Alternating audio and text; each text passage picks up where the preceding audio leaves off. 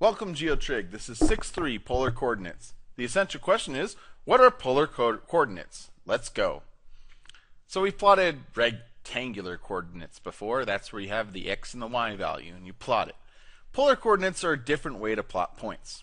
So you have an r and a theta. Theta is an angle. R is some value with magnitude. So r is officially the directed distance from the pole to P, and theta is the angle from polar axis to the line segment from the point in to P. So in English, what you have is theta is like your angle. So you have your beginning side here of an angle. You start at the origin, and your angle theta is how much you rotate where your terminal side is. R is the length of that side. So R is going to be the length right here, the length of this line, the terminal side. And this helps you get this point P up here. So you need two things. These can both be positive and negative. You can put the angle in radians or degrees, but we do both. So be comfortable with both ways. So let's plot some points. I want to plot this point in polar coordinates. So that's my R value is 3, and my theta value is 315 degrees. So I'm going to start with my angle, 315 degrees. The whole circle is 360. So 315 is 45 degrees less. That means I know I'm going to have an angle like this. I'm going to do a dotted line first. And it should be straight across right here. Now it's only going to be 3. Don't fall for the trap and say, oh, 3 right here. That's not right. The length of this line is 3. So you have to use the Pythagorean theorem. And actually, this is going to be at right about 2.2-ish right here. Because the length, this is going to be, if we're doing our x and y values at this point, it's going to be right here. Length this line, and the point's going to be right here. That's where 3 and 315 degree is. And if you did your Pythagorean theorem, the x and y values are roughly about 2.2, which is 3 over square root of 2. Let's do another one. Negative 2 pi. So pi, that angle, if this is the beginning side, terminal side, pi is right here. And negative 2, well, we can actually use this point negative 2. So the point is going to be right here, negative 2. And there's no line attached to it, it's just the point.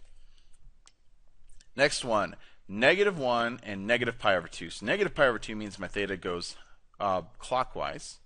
So I got down half a pi, and that should be the negative y-axis. And it goes to negative 1. So along this line, so I'll do a dotted line, but then it'll be at negative 1, because that's the length from the origin. All right, so here's some relations between polar and rectangular coordinates. This is really good to draw down. I think this diagram is really nice. So your x value is the length from this point from the origin, and the y value is from the x-axis, how much you go up or down.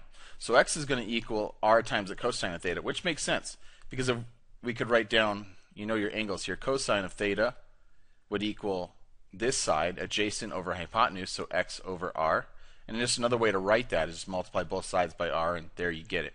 So setting it with respect to x. Same thing here. You can write your sine of theta is going to be opposite over r, which is going to be y over r. Another way to write that is that equation right there. So to convert from a polar coordinates to rectangular coordinates, we can use those formulas, x equals r cosine of theta, and y equals r sine of theta. And let's do that. So I want to find the rectangular coordinates of the point with the following polar coordinates. So instead of 3 for my r, my new x value, your r is going to be 3, and your theta is going to be pi. So for my x value, it's going to be 3 times the cosine of pi. Cosine of pi, I always have to draw the figure. Cosine of pi is the x value, so it's going to be negative 1. So 3 times negative 1, or negative 3. Your y value is going to be 3 times the sine of theta. Oh, not sine of theta. Come on. Sine of pi. That's what we're dealing with. And pi at that point is 0, so 3 times 0, which will be 0. So the rectangular coordinates are negative 3, 0. That's your answer. Let's do another one. So find the rectangular coordinates of this. Your x is going to be negative 10 times the cosine of pi over 6. Cosine of pi over 6. That's roughly a little bit up right here. It's the first diagonal. It's at 30 degrees. And your cosine's your x values right there.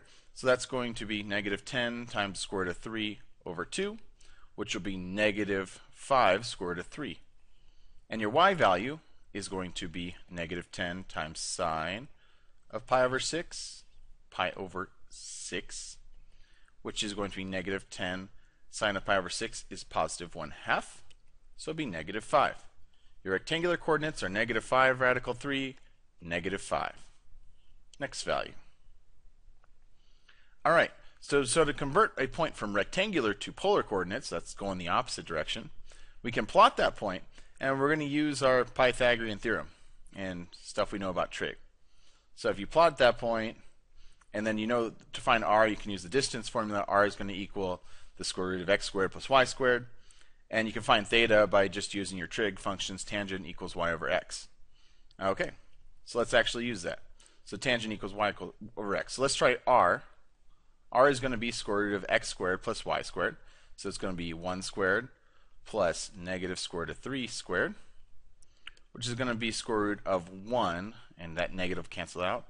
And square root of a square root of 3 is going to be plus 3, which is going to be square root of 4, which is 2. Our theta is going to equal, well, tangent of theta. Tangent of theta is going to equal y over x. So it's going to equal not y over x, it will equal negative square root of 3 over 1. So negative square root of 3. Where is that on the unit circle? So tangent of negative square root of 3, and I always have to write these out, is going to be negative square root of 3 over 2 over 1/2. That would do that for me. So that'd be one possible value. So where's that going to happen where your y value is equal to negative square root of 3 over 2, and the x value is going to equal 1/2? That will happen at right here. Right here. So theta in that case is going to be, that is going to be 5 pi over 3.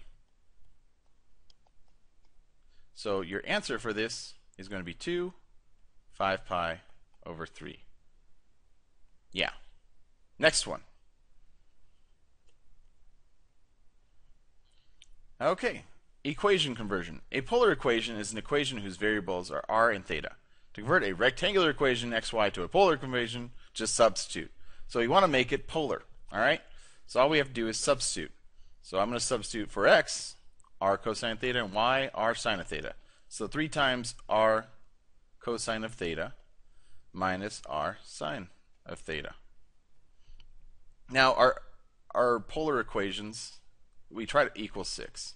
And we try to simplify as much as we can, but we can't. We're done. That's our answer. Let's do another one. So, and again, simplify as much as you can. So x is going to be r cosine of theta squared plus r sine of theta plus 1 squared equals 1.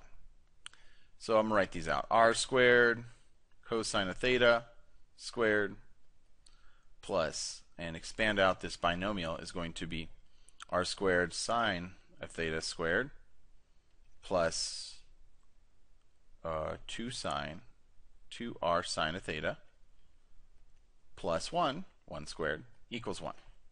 All right, there's a lot going on there, but let's simplify this. I can subtract 1 on both sides; these will cancel out.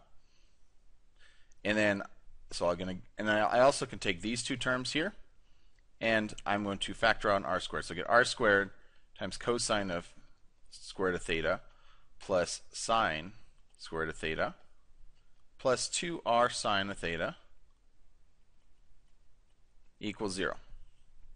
Cosine squared plus sine squared, we should all know that equals 1. So I'll get r squared plus 2r sine of theta equals 0.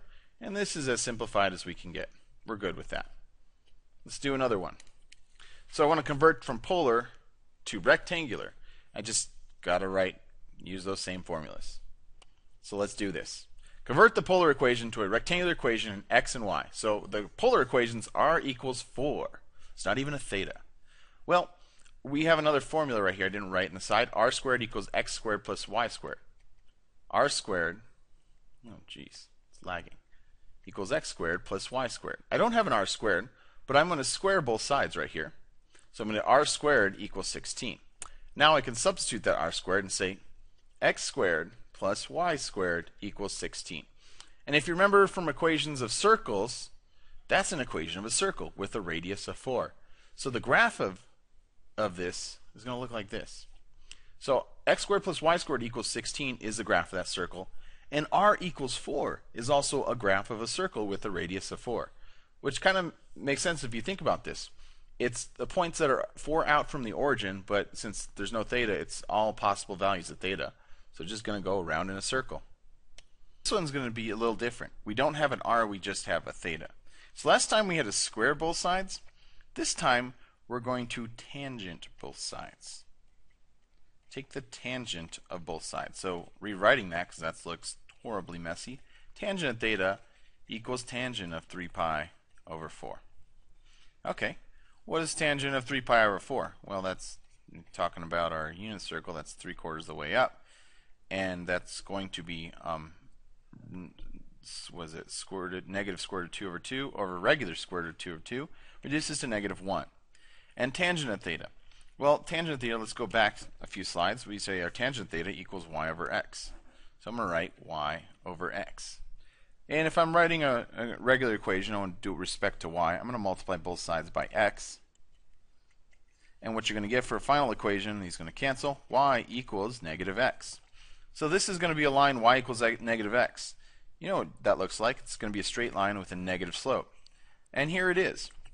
So theta of 3 pi over 4 is the same graph of the line as y equals negative x, which kind of makes sense because this is the line here for 3 pi over 4, right? This is the terminal side if that was the initial side.